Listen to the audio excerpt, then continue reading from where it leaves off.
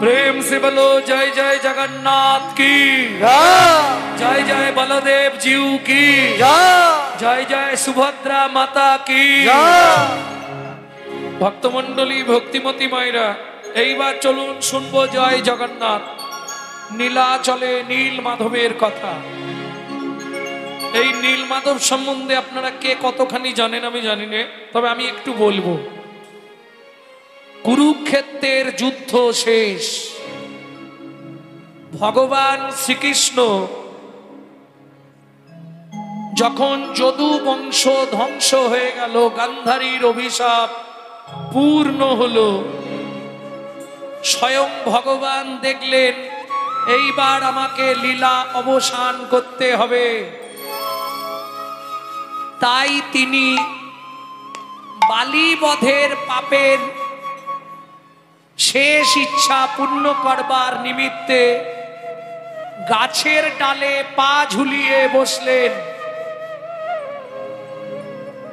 বালিবধের কারণে বালির পুত্র অঙ্গদ যখন কেঁদেছিল ভগবান রামচন্দ্রের কাছে, আমার পিতা কোন অপরাধ করেছিল, তুমি বিনা দোষে তাকে মৃত্যু দিলে, বলো তুমি যদি ভগবান হও তাহলে এর প্রতিফল তোমাকেও পেয়ে এই ঋণ শোধ করতে হবে। তুমি আমার মাথায় হাত রেখে বলো এই পাপের ঋণ কেমনে শোধ হবে। ভগবান রামচন্দ্র অঙ্গদের নয়নের জল মুছিয়ে দিয়ে বললেন, শোন, তুই কি করলে সুখ পাবি? তুমি যেমন আমার বাবাকে মেরেছো, আমিও প্রকাশ্য দিবালোকে সবার সামনে তোমার মৃত্যু চাই। মৃদু হাসতে হাসতে ভগবান বললেন, অঙ্গদ, তুই আমার মৃত্যু চাইছিস, বেশ, তোর মনের আশা পূরণ হবে, তোর মনের আশা পূরণ হবে, ওর হাতেই আমি মৃত্যু নেব। তবে মনে রাখিস, তোর হাতে জনম জনম সেবা পাবো, ওর হাতে মৃত্যু নেব, জনম জনম সেবা পাবো, ওর হাতে মৃত্যু নেব, মনের আশা পূর্ণ হবে।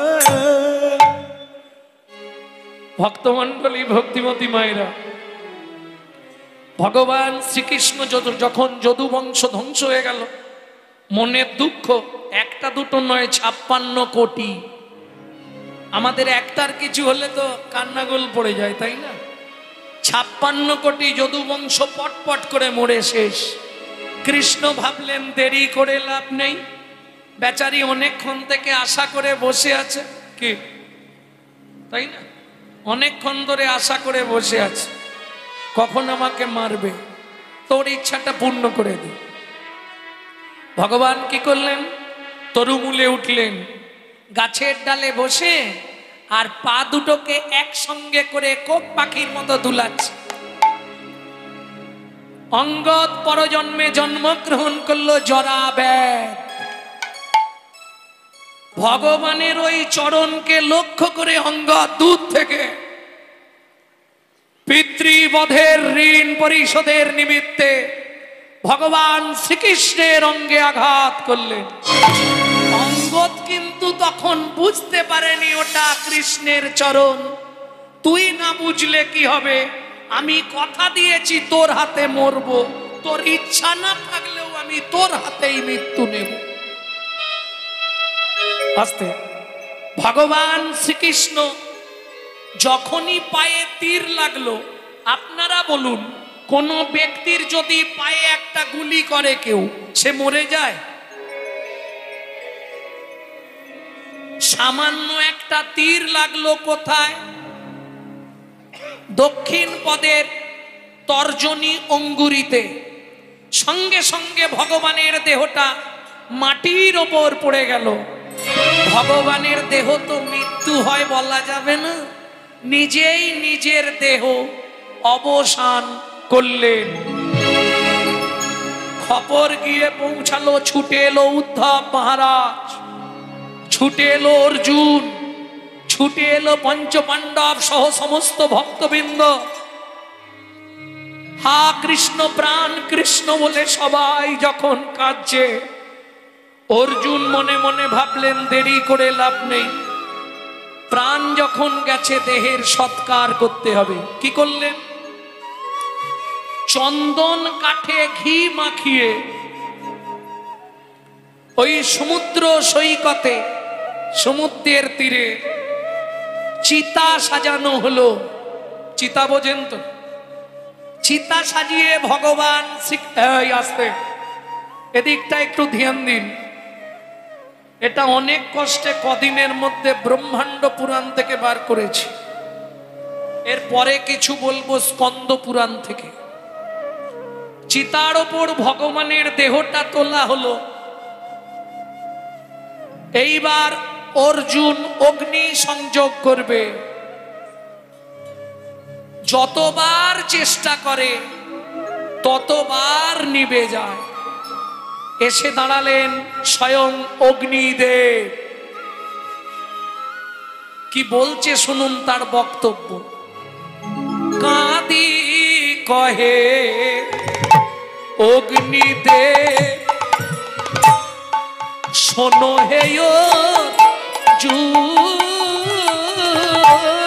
কাঁদি কহে অগ্নিরে, শোনো হে অর্জুন। ত্রিভুবনে ব্যাপ্ত আছে মোর কি বাগু, ত্রিজগতে ব্যপ্ত আছে মোর কি বাগো। কিঞ্চিত সময়ে সব ছাই করিতে পারি, কিঞ্চিত সময়ে সব ছাই করিতে পারি, তথাপি গো বিন্দ অঙ্গে তাপ দিতে নারী। আমি তথাপি গোবিন্দ অঙ্গে তাপ দিতে নারী। নানা তাপ দিতে পারবো না গো, নানা তাপ দিতে পারবো না। যে অঙ্গে তুলসী দিতে কর কেঁপে যায়, তাপ দিতে পারবো না গো। অঙ্গে তুলসী চন্দন দিতে করে কেঁপে যায়, সে অঙ্গ দিতে পারবো না গো। যে অঙ্গে তুলসী দিতে কর কেঁপে যায়, ও গো ও যে আমার সাধনার ধন। তুলসী দিতে কর কেঁপে যায়, ও যে আমার সাধনার ধন। তুলসী দিতে কর কেঁপে যায়, দিতে পারবো না গো। দৈববাণী হলো অর্জুন, বৃথা চেষ্টা পরিহর। চেষ্টা করলেও আমার ওই দেহ পোড়াতে পারবে না। এক কাজ করো, আমার ওই দেহ সমুদ্রের জলে বিসর্জন দাও। প্রেম সে বলো ভগবান কৃষ্ণচন্দ্র কি। সমুদ্রের জলে বিসর্জন দেয়া হলো ভগবান শ্রীকৃষ্ণের দেহ। কিন্তু বালির পুত্র অঙ্গদ যে জরা ব্যাধ, যার হাতে ভগবান শ্রীকৃষ্ণের মৃত্যু হলো, এতক্ষণ মাথায় হাত দিয়ে বসেছিল। কি দেখে? জীবনে এত বড় ভুল করলাম যে ভগবানের জন্য সারা পৃথিবীর মানুষ সাধনা করে, আজকে আমি তাকে তীর বিদ্ধ করে মারলাম। এই পাপের প্রায়শ্চিত্ত আমি করব। যখনই অর্জুন দেহটা সমুদ্রের জলে ফেললেন, ওই জরাব্যাধ যেদিকে দেহ ভেসে যাচ্ছে সেই তীর বরাবর ছুটতে শুরু করলে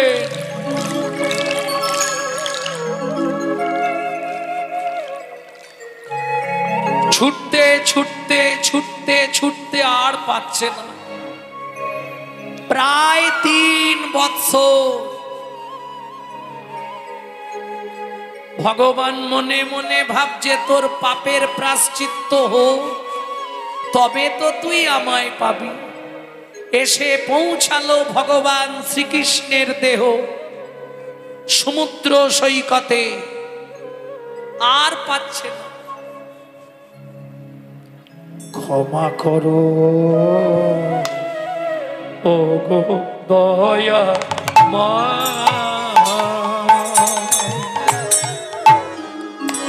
পারি না সহিতে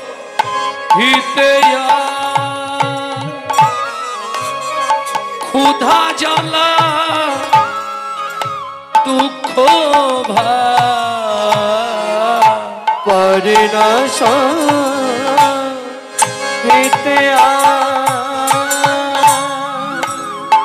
ও গো দয়া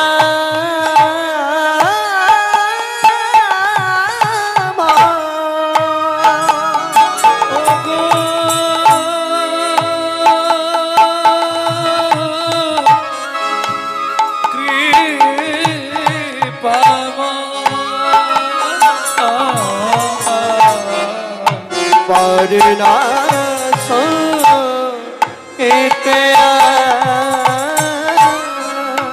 ক্ষুধা জ্বালা দুঃখ, কৃপা করে ভগবান, কৃপা করে করো কৃপা করে ভগবান, তুমি কৃপা করে ভগবান হে সহায়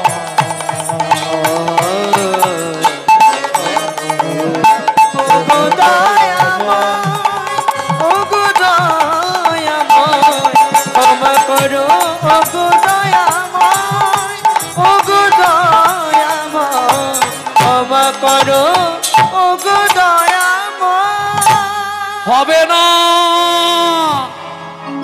শোন জরাব্যাধ, এই পাপের প্রায়শ্চিত্ত যদি করতে হয় চেয়ে দেখ, আমার নাভি কুণ্ড জল জল করে জ্বলছে, ওই নীলকান্তমণি তুলে নিয়ে যা, ব্রহ্ম পর্বতের ওপর প্রতিষ্ঠা কর নীল মাধব রূপে।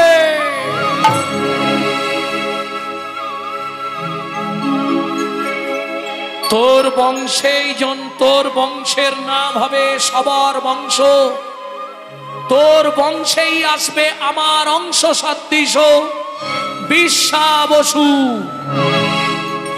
যার দ্বারা আমি ধরাধামে পূজিত হব নীল মাধব রূপে। আর দেরি নয়, নাভি কুণ্ডটা আস্তে আস্তে বের করে নিলেন নীলকান্তমণি। ওই নীলকান্তমণি ব্রহ্ম পর্বত রোহিণ কুণ্ড অক্ষয় বটের তলায় প্রতিষ্ঠা করলেন কিটুং কিটুং। নীলমাধব নাম অনেক পরে, প্রথম নাম হলো কিটুং। ক্রি শব্দে কৃষ্ণ, টুং শব্দে নাভি। কৃষ্ণের নাভির পুজো করা হতো বলে ওই দেবতার নাম ছিল কিটুং। এইবার চলুন তার বংশধর প্রতিষ্ঠা করলেন বিশ্বা বসু, নাম হলো নীল মাধব। কোথায় প্রকাশ, কে পাবে এই নীল মাধবের সন্ধান? মালব দেশের রাজা ইন্দ্রদ্রুম্ন।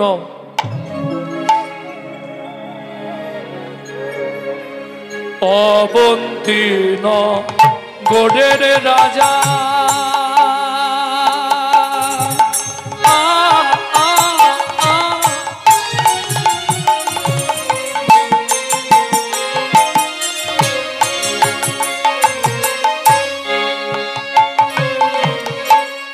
ইন্দ্রদ্যুম্ন নাম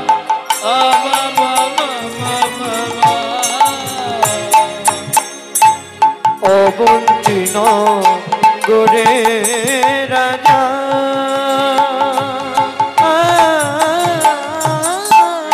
নিতাই গৌর হরি হরি হরি বল হরি হরি হরি বল।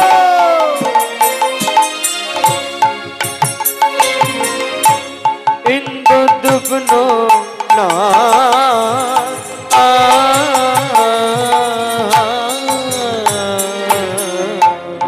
সদয় ধার্মিক রাজা রূপে গুণে অনুপম পরম ধার্মিক রাজা রূপে গুণে অনুপম কত শত যোগ্য রাজা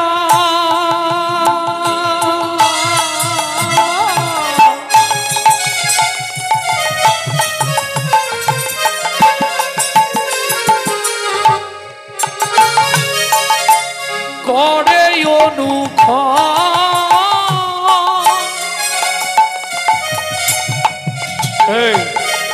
ইন্দ্রদ্যুম্ন রাজার স্ত্রীর নাম কি? গুন্ডিচা রানী রে ডাকি কহিছে তখন রাজা গুন্ডিচা রানী রে ডাকি কহিছে তখন। তোমায় কদিন ধরে একটা কথা বলবো বলবো করছি কিন্তু বলতে পারছি না, বলো তোমায় বলি কি করে? কতবার অশ্বমেধ যজ্ঞ করলাম, কতবার নরমেধ যজ্ঞ করলাম, কিন্তু মন তো শান্তি হচ্ছে না। এই যে কোটি কোটি টাকা আপনার থাকতে পারে, আপনাকে পাড়ার লোক বাবু বাবু করতে পারে, কিন্তু কোনো জায়গায় গেলে আপনি পয়সা দিলেও শান্তি কিনতে পারবেন না। হয়তো 5 টাকা দিলে পান দোকানে মুখরোচক শান্তি পাওয়া যায়, কিন্তু আত্মসুখের যে শান্তি সেটা বাজারে কিনতে পাবেন না। পাওয়া যাবে? কত শত যজ্ঞ রাজা করে অনুক্ষণ, গুন্ডিচা রানী রে কহে শান্ত নাহি মন। গুন্ডিচা রানী রে কহে শান্ত নহে মন। বলো কি বা করি উপায়, বলো কি বা করি উপায়, বলো কি বা করি উপায়, বলো কি বা করি উপায়। সারা রাত চোখে ঘুম নেই, একবার এ মাথা একবার ও মাথা, একবার এ মাথা একবার ও মাথা। আস্তে নিশি প্রভাত হলো, পাত্র মিত্র মন্ত্রী সেনাপতি সবাই সেজে বসলো। হঠাৎ পাত্র ছুটে এসে বললেন, মহারাজ কি হয়েছে? একবার দ্বার দেশে চলুন, এক সন্ন্যাসী এসেছে আপনাকে দেখতে, আপনার সঙ্গে দুটো কথা বলতে। ছুটে এলেন রাজা ইন্দ্রদ্যুম্ন রাজসভায়, সন্ন্যাসীকে নিয়ে গেলেন ভেতরে, সিংহাসনে বসিয়ে। এই যে সাধুগুরু বৈষ্ণব বাড়িতে এলে কি করতে হয়, এটা আজকে শিখতে হবে আমাদের রাজা ইন্দ্রদ্যুম্নর কাছে। রাজা হয়ে তুমি আমার পায়ে জল দিতে দিতে কাঁদছো কেন? চোখের জল মোচো। মিছা কেন কাঁদো রাজা, মোছো মাখি যা। মিছা কেন কাঁদো রাজা, মোছো মাখি যা। মিছা কেন কাঁদো রাজা, মোছো মাখি যা। মিছা কেন কাঁদো রাজা, মুছো আখি ওই নীলাচল পুরে তব হইবে কস্থল। নীলাচল সর হইবে সে স্থল। শোনো রাজা, তোমার মনের ইচ্ছা পূর্ণ হবে। তুমি নীলাচলে বাস করো পুরুষোত্তম ক্ষেত্রে। কেন সন্ন্যাসী ঠাকুর? শোনো, সেখানে আছে রহিন কুণ্ড। সেই রহুন কুণ্ডে, ওটা কোথা জানেন? ভুবনেশ্বর থেকে প্রায় 70-80 মাইল দূরে রৌহিন কুণ্ড। ওই রহিন কুণ্ডে স্নান করলে তোমার শত সহস্র যজ্ঞের ফল তুমি একবারেই পাবে। শুধু তাই নয়, ওই রৌহিন কুণ্ডের তীরে আছে অক্ষয় বট। ওই অক্ষয় বটের বাতাস তোমার গায়ে লাগলে তোমার সর্বব্যাধি বিনাশ হবে।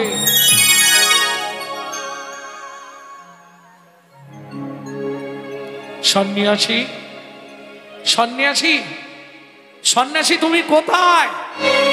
চিন্তা করো না, আমি আবার সময় মতো তোমার সঙ্গে দেখা করব। কি করবে রাজা?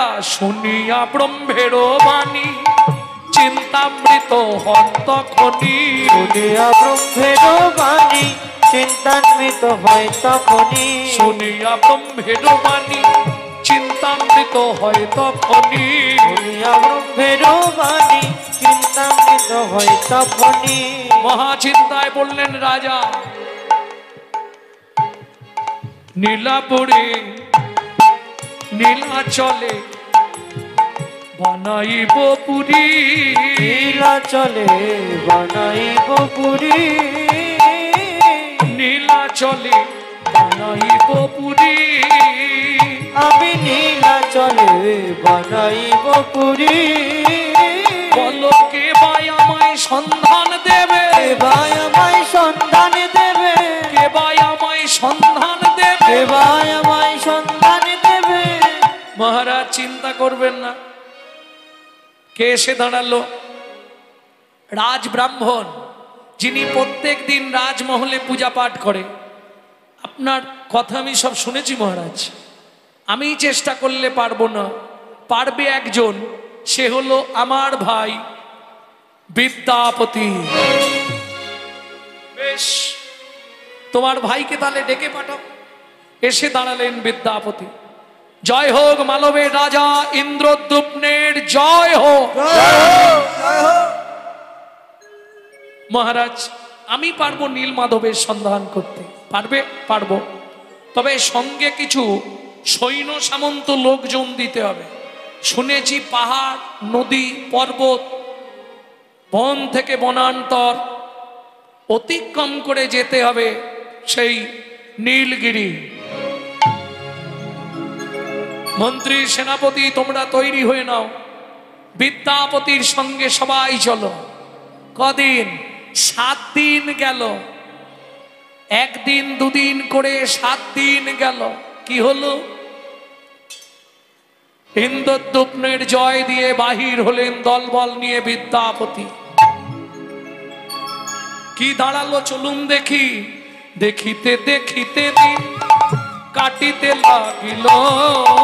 দেখিতে দেখিতে দিন কাটিতে লাগিল। দেখিতে দেখিতে দিন কাটিতে লাগিল। দেখিতে দেখিতে দিন কাটিতে লাগিল।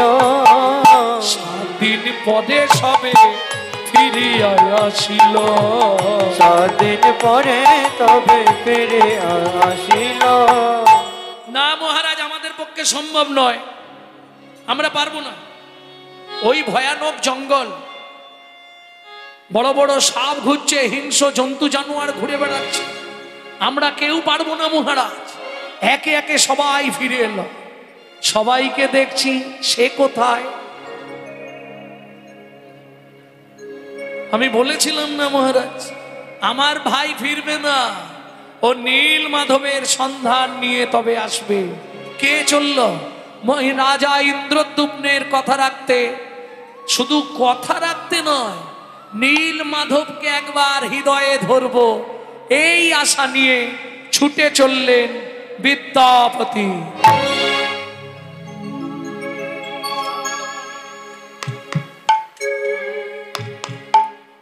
ভক্তমণ্ডলী, ভক্তিমতী মায়েরা, অন্ধকার ঘোর ঘটাচ্ছন্ন বনপথ দিয়ে চলেছে বিদ্যাপতি। কখনো পাথরের টুকরোয় আছাড় খেয়ে পড়ছে, কখনো শিটিল কাঁটা ফুটছে চরণে, কিন্তু তার একটাই ইচ্ছা, সে যে দেখতে চায় নীল মাধব। শান্ত মনে ভ্রান্ত পথিক চলে চলে, ক্লান্ত দেহ লুটায় পথের তলে। শান্ত মনে ভ্রান্ত পথিক চলে, ক্লান্ত দেহ লুঠায় পথের তলে। শান্ত মনে ভ্রান্ত পথিক চলে, ক্লান্ত দেহ লুটায় পথের তলে। শান্ত মনে ভ্রান্ত পথিক চলে, ক্লান্ত দেহ লুটায় পথের তলে। কত কাঁটা কত পাথর পদতলে তার ফুটে, উঠে গভীর ঝরে নয়ন ঝরে মন বলে যায় ছুটে। কত কাটা কত পাথর পদতলে তার ফুটে, রোদের ঝরে নয়ন ঝরে মন বলে যায় ছোটে। কত কাঁটা কত পাথর পদতলে তার ফুটে, ফুটে গভীর ঝরে নয়ন ঝরে মন বলে যায় ছুটে। কত কাটা কত পাথর পদতলে তার ফুটে, রোদের ঝরে রক্ত ঝরে মন বলে যায় ছোটে। বদনেশে বদনেশে বদনেশে অবিরত গায়ে নীল মাধব নাম। ছুটিতে ছুটিতে অবশেষে আসে নীলগিরিধাম। গিরিধাম নীলগিরিধাম নীলগিরিধাম নীলগিরিধাম ও নীলগিরিধাম নীলগিরিধাম নীলগিরিধাম নীলগিরিধাম। শান্ত মনে প্রান্ত পথিক চলে, ক্লান্ত দেহ লুটায় পথের তলে। শান্ত মনে প্রান্ত পথিক চলে, ক্লান্ত দেহ লুটায় পথের তলে। কত কাঁটা কত পাথর পদতলে তার ফুটে, উঠে ঝরে ঝরে মন বলে যায় ছুটে। কত কাঠা কত পাথর পদতলে তার ফুটে, রোদের ঝরে নয়ন ঝরে মন বলে যায় ছুটে। বদনেতা অবিরত গায়ে নীল মাধব নাম। ছুটিতে ছুটিতে অবশেষে আসে নীল গিরিধাম নীল গিরিধাম নীল গিরিধাম নীল গিরিধাম নীল গিরিধাম নীল গিরিধাম নীল গিরিধাম। গভীর রাতে এসে পৌঁছালেন নীলগিরিতে। জঙ্গলের মাঝে কোথাও কিছু দেখতে না পেয়ে আরো এগোতে এগোতে লক্ষ্য পড়ল টিম টিম করে একটা আলো জ্বলছে। ওমা, ঘোর ঘটাচ্ছন্ন অন্ধকারে কেউ যদি বিন্দুমাত্র আলোকের সন্ধান পায় তার মনে আনন্দ জাগে, কিছু না কিছু তো পাবো। ওই আলো লক্ষ্য করে গিয়ে দাঁড়ালেন। কারো বাড়ি বলে মনে হচ্ছে, কিন্তু একা পুরুষ মানুষ এই গভীর জঙ্গলে। যদি বাড়িতে কোনো নারী থাকে সেও আর এক বিপদ, যদি কোনো রাক্ষসের ঘর হয় সে আর এক বিপদ। কি করা যায়?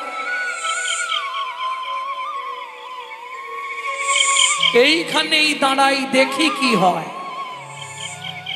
চলুন, গভীর রাত্রিতে নীল মাধবের পূজা করতে যায় সবার রাজ বিশ্বা বসু।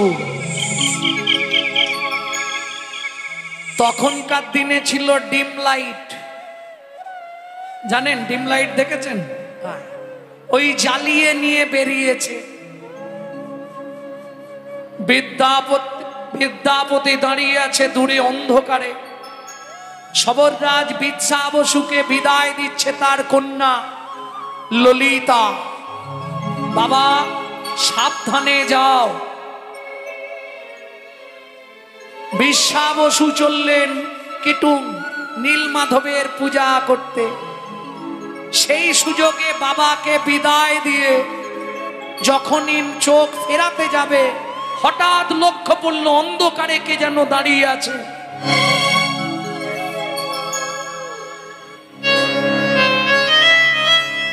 বলো কে তুমি,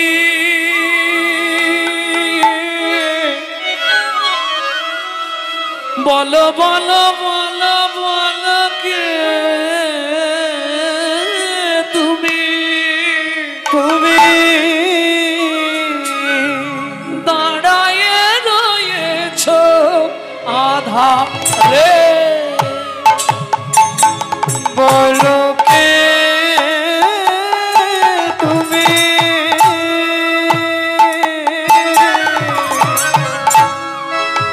দাঁড়ায়ে রয়েছ আধারে। বলো কে,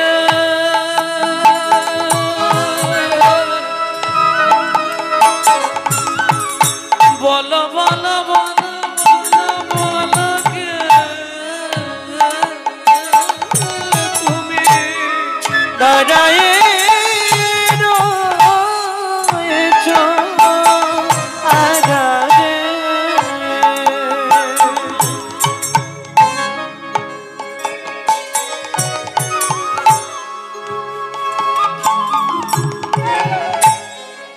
কৃপা করে এসো তুমি,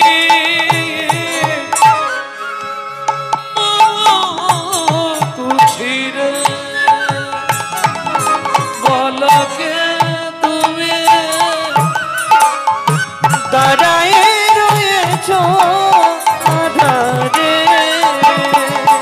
বলো কে তুমি, দাঁড়ায়ে দাঁড়ায়ে দাঁড়ায়ে আধারে। বিদ্যাপতি উত্তর দিচ্ছে, পথহারা পথিগামী।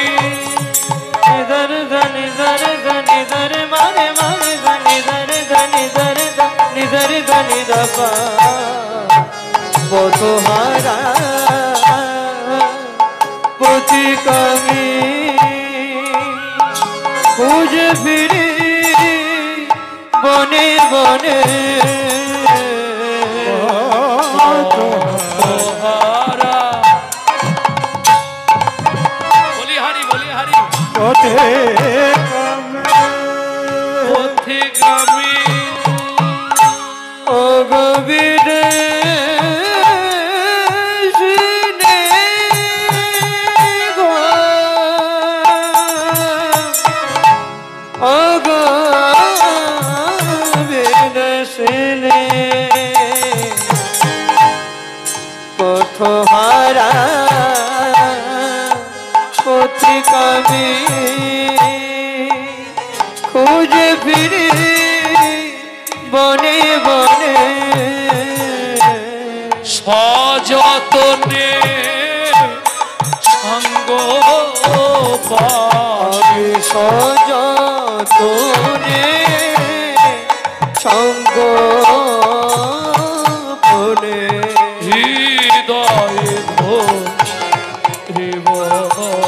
ধরে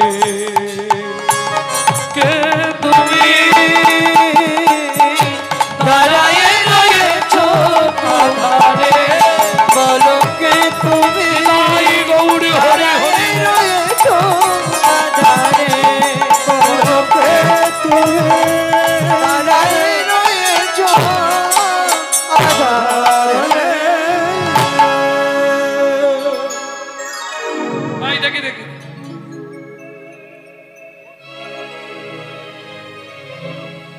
কে তুমি?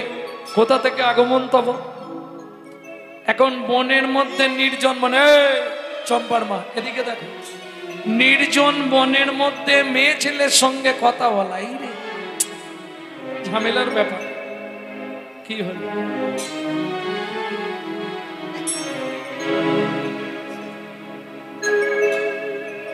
দেখি দেখি দেখ, এই অন্ধকারে তুমি দাঁড়িয়ে আছো, কোথা থেকে এসছো? আমি মালবের রাজা, অবন্তিনগরের রাজা ইন্দ্রদ্যুম্নের কুল পুরোহিতের ভাই, নাম আমার বিদ্যাপতি। তোমার নাম? আমি সবররাজ বিশ্বাবসুর কন্যা, নাম আমার ললিতা। পিতার আদেশ, বনে যদি কাউকে কোনো সময় বিভ্রান্ত অবস্থায় দেখা যায়, তাকে এনে আশ্রয় দেওয়াটাই কর্তব্য। তবে জাতিতে আগেই বলেনি, আপনি হলেন ব্রাহ্মণ, আমি হলাম সবর। সবর মানে চণ্ডাল জাতি।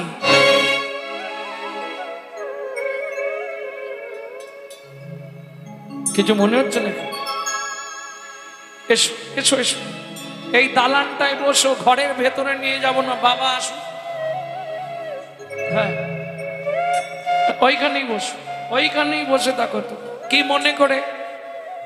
না না, অন্য কিছু ইচ্ছা নেই। রাজা ইন্দ্রদ্যুম্ন মালব দেশ ত্যাগ করে এই পুরুষোত্তমে নিবাস করবে। বসবাস করার উপযোগী জায়গা হবে কিনা এটা আমি খোঁজ করতে এসেছি। গৌণ কারণটা বললেন, কিন্তু মুখ্য কারণটা বললেন না। আমি নীল মাধব পেতে চাই। তবে একটা কথা মাথায় রাখবেন, আস্তে, রাঁধুনির সঙ্গে যদি হাত রাখা যায়, খাবারের অভাব নেই। কি মেয়েটাকে যদি হাত করে নেওয়া যায়, বাপটাকে সহজে ধরে নেওয়া যায়। হ্যাঁ, এইবার চলো দুজনে বসি এক জায়গায়, আর দুটো মনের কথা। তখন তো মোবাইল ছিল না। হ্যাঁ, এখন যেমন মোবাইলেই সব হয়ে যায়, তখন তো এসব ব্যবস্থা। হাসলে কি হবে? কি গো, তাই না?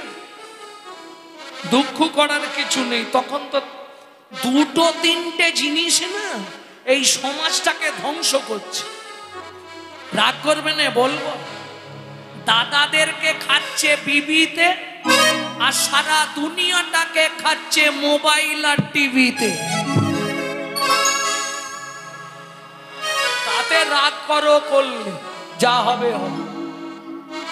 হ্যাঁ, ডিম ভাঙে নে, সারাক্ষণ খালি টিপেই যাচ্ছে। কি টেপা কল পেল রে, একবারও ভাবে নে যে টিপতে টিপতে আমি কবে টিপা হয়ে যাব। যত করবি চালাকি, যাবার আগে রোগড়ে রোগড়ে মারবো, তখন বুঝবি জ্বালা কি। এটা মাথায় রাখলেই হবে, অন্য কিচ্ছু রাখতে হবে। এটা মাথায় রেখে দিলেই হয়ে যাবে। তখন তো মোবাইল নেই, আর যেহেতু সামনাসামনি পেয়ে গেছি, চলো দুজনে দুটো কথা বলি। কি প্রথম কথা হচ্ছে, এর পরিচয়, এ ওর পরিচয় নিচ্ছে, নিতে নিতেই চোখে চোখে ভালোবাসা। এই আস্তে, যারা ভালোবাসা করেছে তারা জানে কি করে কি হয়। ভক্তমণ্ডলী, ভক্তিমতী মায়েরা, এইবার চলুন দুজনে তো গুনগুন গুনগুন চলছে অনেকক্ষণ ধরে। ওদিকে এসে পৌঁছালেন ঠিক সেই মুহূর্তে কে? সবররাজ বিশ্বাবসু। ললিতা, কার সঙ্গে তুমি কথা বলছো? বাবা, উনি ব্রাহ্মণ তো নয়, নাম ওনার বিদ্যাপতি। মালবের রাজা ইন্দ্রদ্যুম্ন ওনাকে পাঠিয়েছে এই এলাকাটা দেখার জন্য। কিন্তু রাতে কেন আসবে? যে ব্যক্তি এলাকা দেখতে আসবে সে তো দিনে আসবে, রাতে আসবে কেন? বেশ, এসেছে যখন, তবে আগে বলে নি আপনি ব্রাহ্মণ, আমরা কিন্তু জাতিতে চণ্ডাল। এসেছো যখন আমার সৌভাগ্য, কারণ ব্রাহ্মণের সেবা করতে পারছি সবর জাতি হয়ে। আপ্যায়ন করে নিয়ে গেলেন ঘরের ভিতরে, সেবা শান্তি করে শয়ন কক্ষে শয়ন করলেন। বেশি না, মাত্র 14 দিন উপবেশন করে রইলেন, সারা বনভূমি দর্শন করলেন, কিন্তু যে উদ্দেশ্যে আসা সেটা হলো না। কি হলো? এই 14 দিনের মধ্যেই ললিতার সঙ্গে প্রেম হয়ে গেল।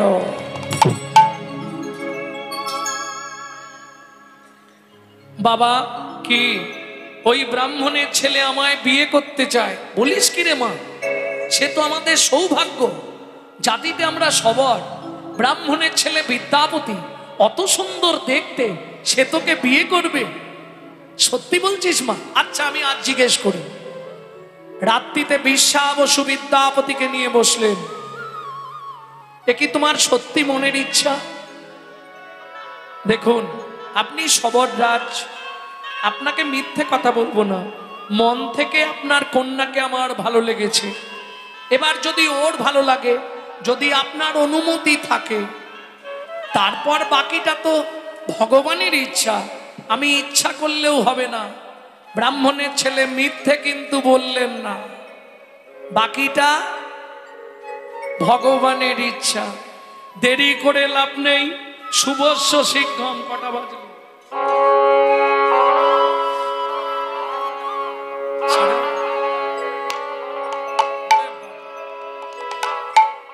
আর দেরি করে লাভ নেই নাকি?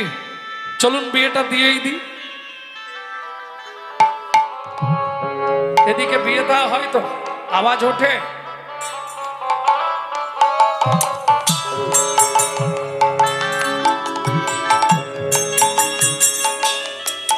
ভক্তমণ্ডলী, ভক্তিমতী মায়েরা, সবার জাতির নিয়ম অনুসারে, ব্রাহ্ম নিয়ম নয়, ওই জঙ্গলের মধ্যে পাতা দিয়ে মালা তৈরি করে সবারদের নিয়ম অনুসারে বিবাহ শুরু হলো।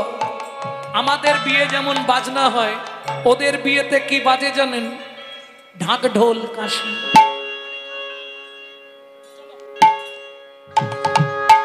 কেমন মজা! ঢাক বাজে, ঢোলক বাজে, মাদলে দিব। ঢাক বাজে, ঢোলক বাজে, মাদলে দিব।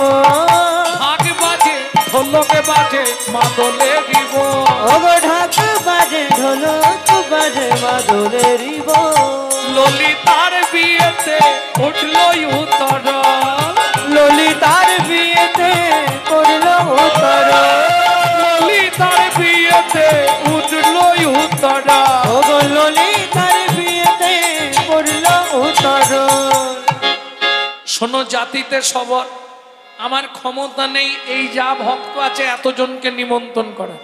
খালি মুখ চেনা গুলোকে বলে দিচ্ছি, আপনারাও আসবেন, আপনারাও আসবেন, আপনারাও আসবেন, আপনারাও আসবেন, আপনারাও আসবেন, আপনারাও আসবেন। আমার কন্যাকে আশীর্বাদ করবেন, আপনারাও আসবেন। কন্যাকে আশীর্বাদ করবেন, আপনারাও আসবেন। কন্যাকে আশীর্বাদ করবেন, আপনারাও আসবেন। আমার কন্যাকে আশীর্বাদ করবেন, আপনারাও আসবেন।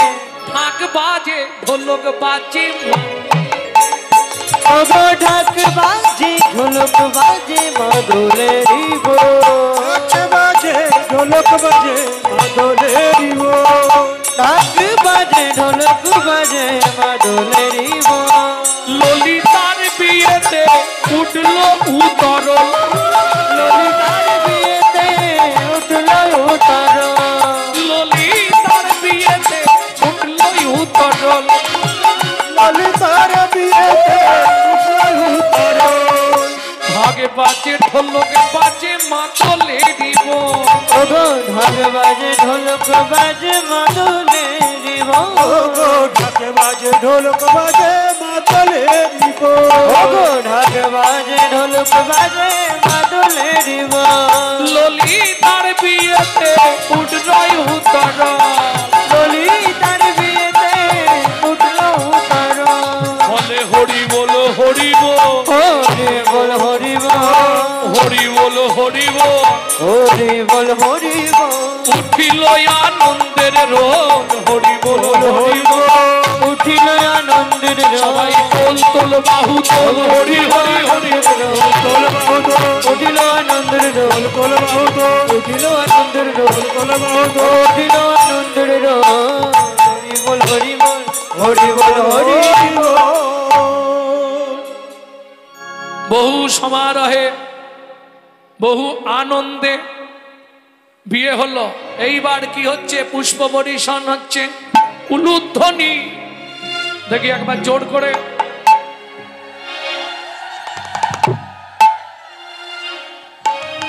আস্তে আস্তে আস্তে আস্তে, খুব জোর নেই।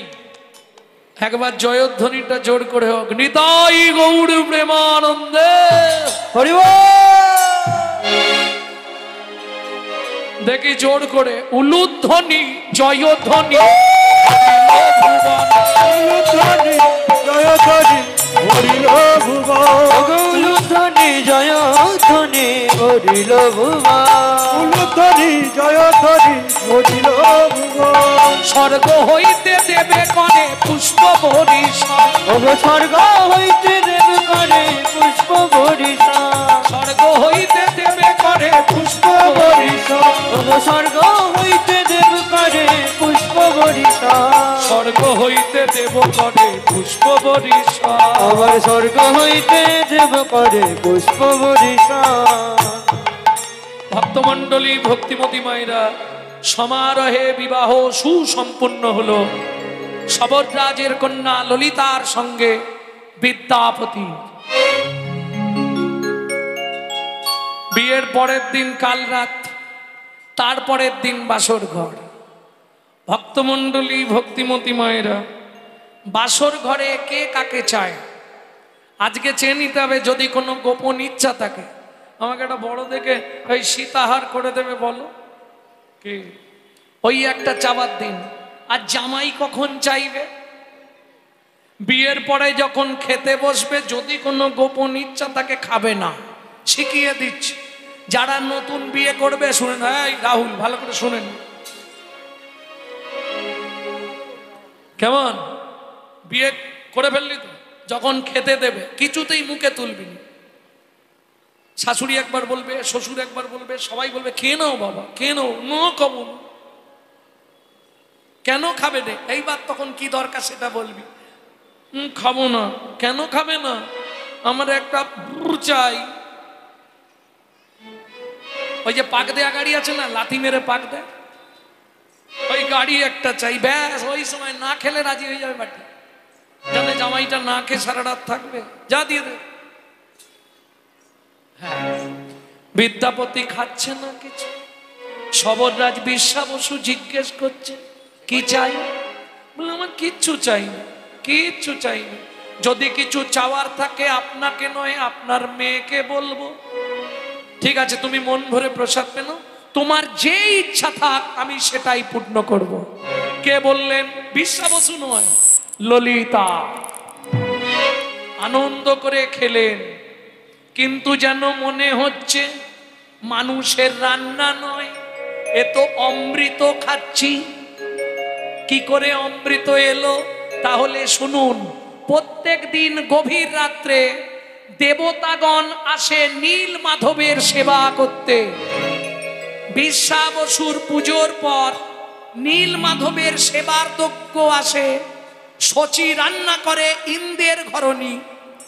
শচী, ইন্দ্র দিতে আসে, ব্রহ্মা আসে। কেমন? বরুণ, চন্দ্র, পবন সবাই মিলে আসে খাবার দিতে নীল মাধবকে। বোঝা গেল? পূজা দিয়ে তারা চলে যায়। বিশ্বা বসু পূজা করে ওই প্রসাদ নিয়ে সে বাড়িতে খায়। সে তো অমৃত লাগবে, এ তো খেয়ে আর ভুলতে পারছে না।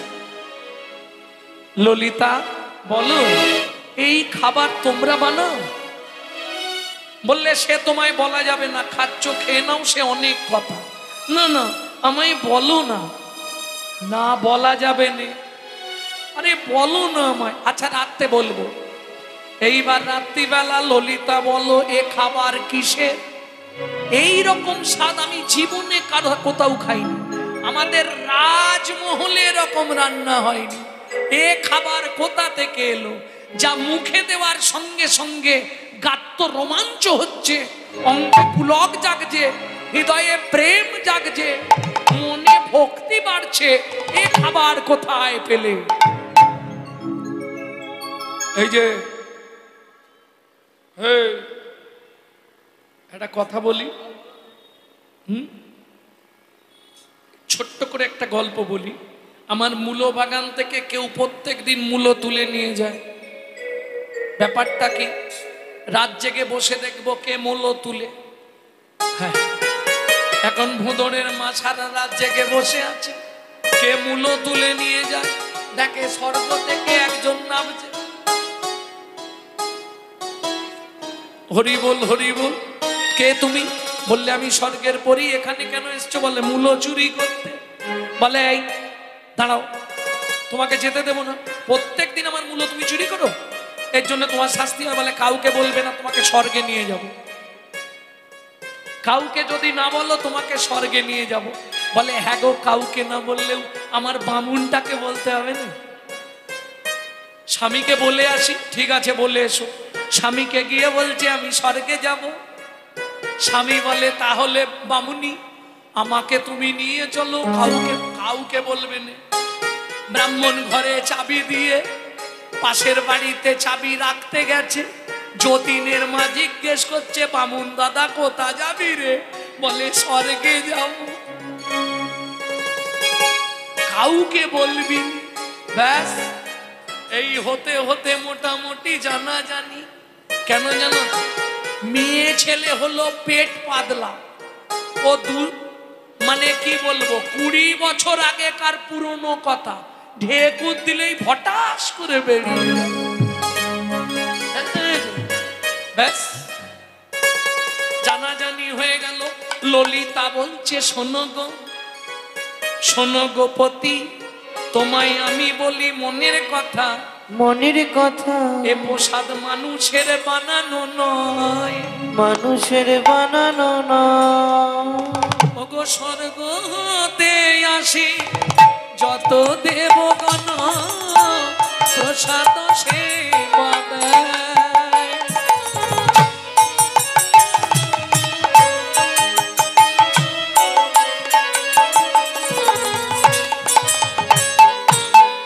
স্বর্গ থেকে দেবতাগণ আসে, এই প্রসাদ দিয়ে সেবা করে। কার? আর কথা বলছে না। কার? কাউকে বলবে না। বলে না, আমার বাবার, এই শোনো, আমার বাবার কিন্তু বলা নিষেধ। তবু যেহেতু তুমি আমার, আমি তোমার, সেই হেতু শুধু তোমাকেই বলছি। কোথায়? ব্রহ্ম পাহাড়ের ওপর নীলগিরি, সেই নীলগিরির কোঠরে আছে কে?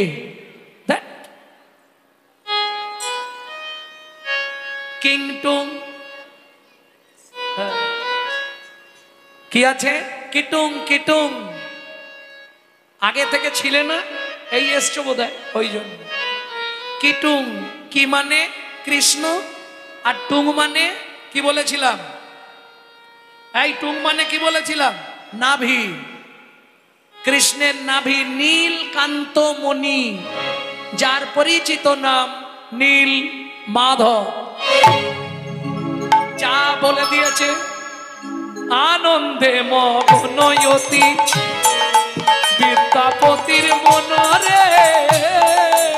আনন্দে মগ্নপতি বিদ্যাপতির মনরে।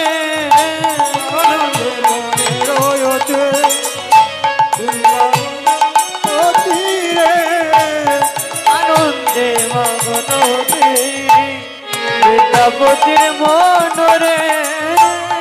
আনন্দে মগ্ন মগ্ন অতি বিদ্যাপতির মন। কেন? যার সন্ধানে এসেছি হয়ে গেল। কতদিনে পাইবই আমি নীল মাধব দর্শন, কতদিন পাইব আমি নীল মাধব দর্শন। আস্তে আস্তে আস্তে আর কথা নেই, চুপ, গুম হয়ে গেল বিদ্যাপতি। কেন? এবার মাথা মেরে ব্যাপারটা বুঝতে হবে। যেন তেন প্রকারে ন, যেমন তেমন উপায়ে নীল মাধবকে দেখব। কে কথা বলছো না কেন? হ্যাঁ কি গো, কথা বলছো না কেন? কথা বলো, কি হয়েছে তোমার বলো আমাকে। আহা, কোনো কথা বলছে না। আরে কি হয়েছে বলবে তো।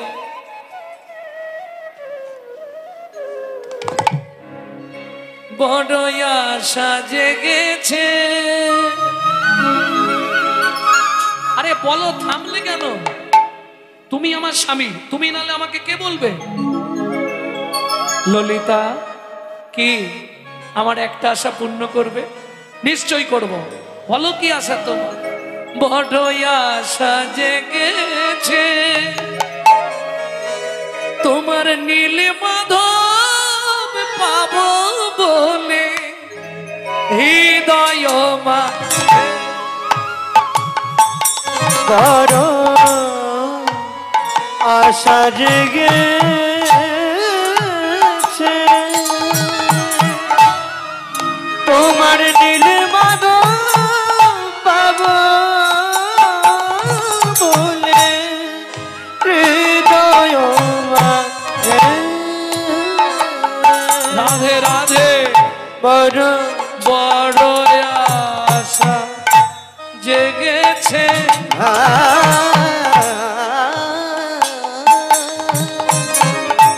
তোমার নীল মাধব পাবো বলে, হৃদয় মাঝে। আশা জেগেছে তোমার নীল মাধব পাব বলে, হৃদয় মাঝে। কথা দা তারে দেবে আমারে খুঁজে, কথা দা তারে দেবে দেবে আমারে খুঁজে। বড় আশা জেগেছে তোমার নীল মাধব পাবো বলে, হৃদয় মাঝে। বড় আশা জেগেছে নীল মাধব পাব বলে, হৃদয় হৃদয় হৃদয় মাঝে। না, কোনোদিন সম্ভব হবে না। তুমি এই কারণে ছলে বলে কলে কৌশলে আমাকে বিবাহ করলে? না, তা নয়। বারবার যখন তোমার মুখে নীল মাধবের কথা শুনছি, আমার গাত্র রোমাঞ্চ হচ্ছে, দেহের মধ্যে যেন কেমন ভাব জেগে উঠছে।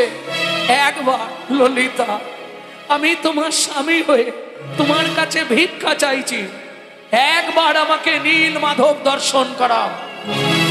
ললিতা, আমি আগেই বলেছিলাম না, কোনো না কোনো কারণে ও এখানে এসেছে। বেশ, তুমি ওকে বলে দাও ওকে নীল মাধব দর্শন করাবো, কিন্তু একটা শর্তে। ঘর থেকে বার করার আগে চোখ দুটো বেঁধে দেবো। নীল মাধব দেখবার আগের মুহূর্তে চোখটা খুলে দেবো। আবার দেখা হয়ে গেলে চোখ বাঁধবো, বেঁধে আবার ঘরে নিয়ে আসবো। তাই হবে, তাই হবে ললিতা। তবু আমি একবার নীলমাধবকে দেখতে চাই।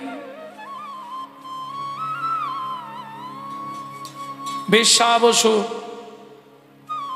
ললিতার কথা অনুযায়ী রাজি হলেন, নিয়ে চললেন নীলমাধব দর্শনে। ভক্তমণ্ডলী, ভক্তিমতী মায়েরা, চোখ দুটো বেঁধে দেয়া হলো। কিন্তু হরিনাম কৃষ্ণ নাম বড়ই মধুর। যে জন ভজে কৃষ্ণ সে বড় চতুর। আগে থেকে বেশ খানিকটা সর্ষে জোগাড় করে রেখেছিল। চোখ তো বেঁধে দিয়েছে, ওই চলেছে বেশ্যা বসুর সঙ্গে। আর কত দূর বলো এ ঠাকুর তোমার মধু শান্তিধাম। আর কত দূর বলো হে ঠাকুর তোমার মধুর শান্তিধাম। আর কত দূর বলো হে ঠাকুর তোমার মধু শান্তিধাম। আর কত দূর বলো হে ঠাকুর তোমার মধুর শান্তিধাম। এ দুর্গম পথে চলিতে চলিতে, এ দুর্গম পথে চলিতে চলিতে, এ দুর্গম পথে চলিতে এ দুর্গম পথে চলিতে চলিতে অবসান দেহ মন প্রাণ। আর কত দূর বলো হে ঠাকুর তোমার মধুর শান্তিধাম। আর কত দূর বলো হে ঠাকুর তোমার মধুর শান্তিধাম। ওই সারা রাস্তা সর্ষে ফেলতে ফেলতে, সর্ষে ফেলতে ফেলতে এসে পৌঁছালেন নীলগিরির গুহবন। কীটুম দর্শনে প্রেম সে বলো ভগবান নীল মাধব কি, ভগবান নীল মাধব কি, ভগবান নীল মাধব কি।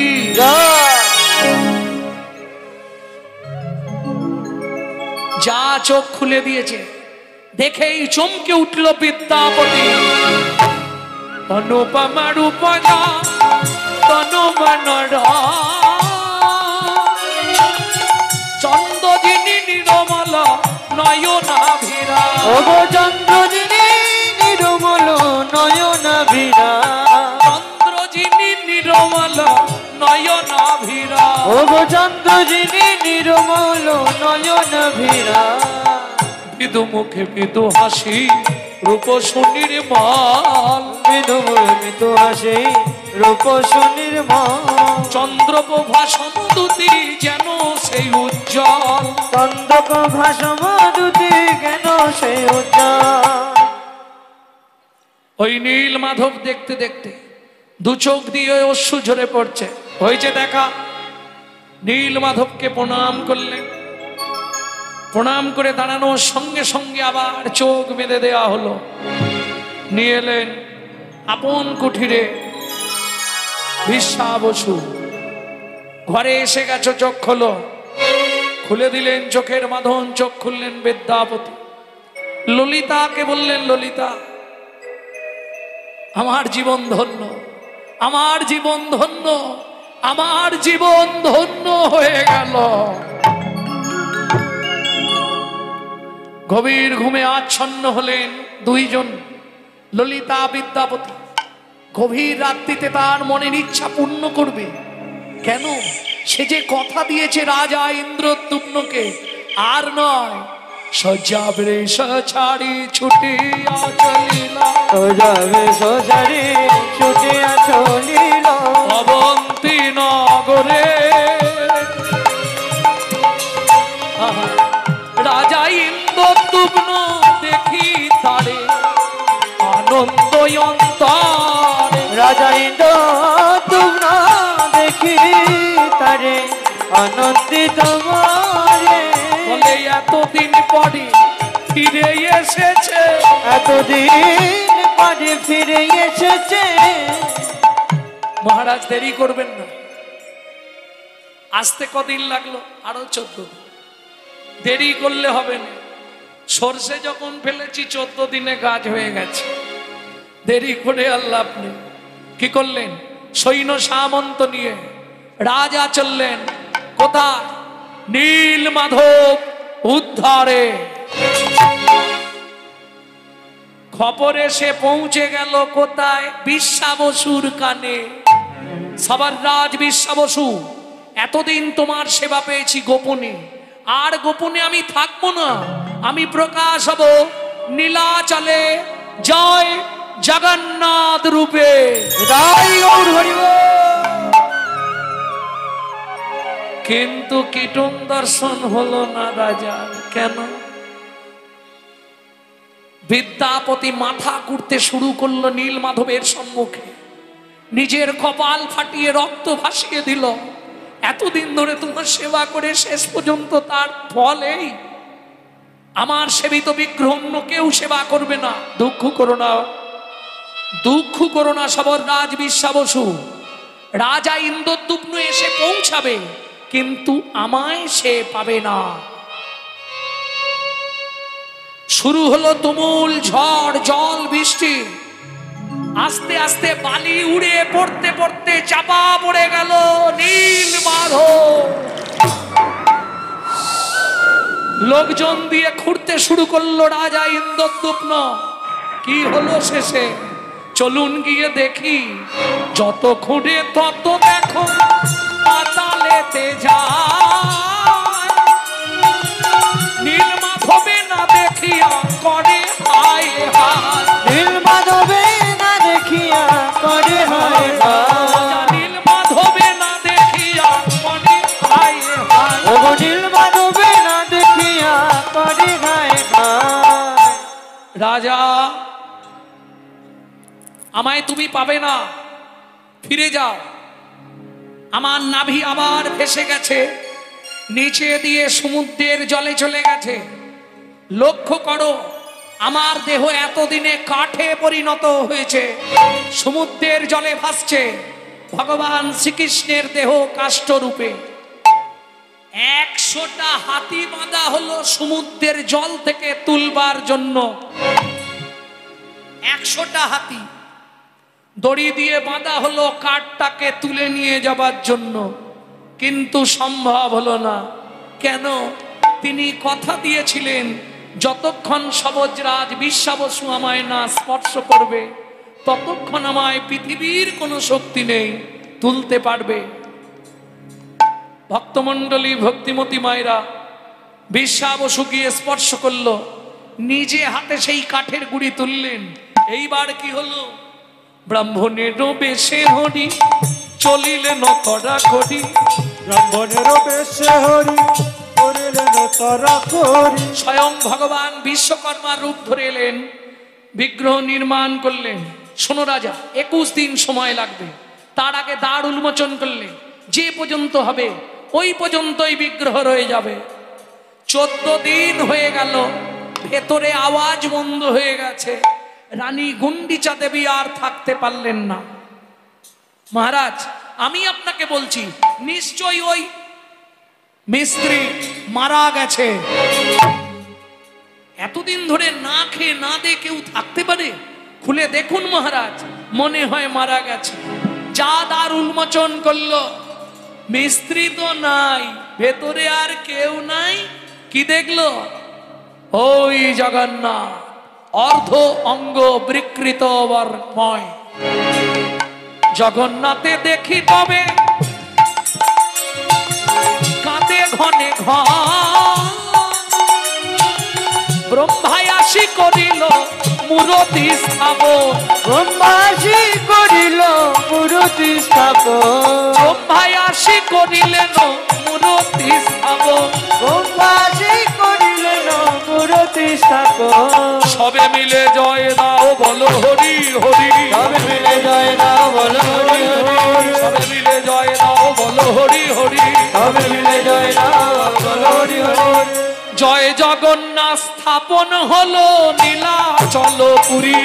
জয় জগন্নাথ স্থাপন হলো নীলাচলপুরী। জয় জগন্নাথ স্থাপন হলো নীলাচলপুরী। জগন্নাথ স্থাপন হলো নীলাচলপুরী। জয় জগন্নাথ স্থাপন হলো নীলাচলপুরী। জগন্নাথ স্থাপন হলো নীলাচলপুরী। উলুধ্বনি জয়ধ্বনি ভরিল